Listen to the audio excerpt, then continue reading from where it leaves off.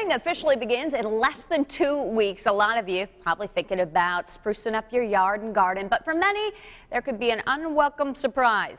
Pat Taney here for this week's Good Question. Pat, this one's about snowplows. And the damage they can sometimes cause to your yard right about the time when you start to notice it. If you have damage, who's on the hook to repair it?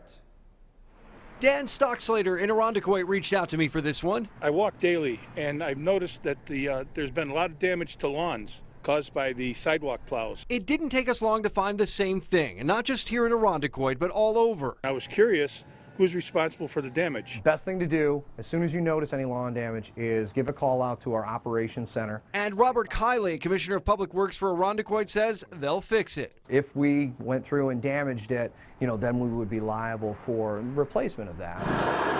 Same in Gates. We'll just go fix it. There's no questions asked. And all other communities. In fact, topsoil for repairs is already paid for in advance. It has some cost to it, but it's not significant, and we budget for it every year. If your mailbox is damaged by plows, we replace the standard mailboxes. If you have a custom one, though, we'll do our best to try to repair it. If not, you'll get a replacement. But according to Irondequoit's policy, the cheapest available. Bound by our procurement policies, the lowest quote is what we get for mailboxes. One way to avoid any damage, use these. Those breakaway reflective poles are so critical. If you, on my property here in town, I put them at the roadside edge and I put them along the sidewalk. Gives them a good line of sight at 2, 3 in the morning when we're out plowing. It's pitch black.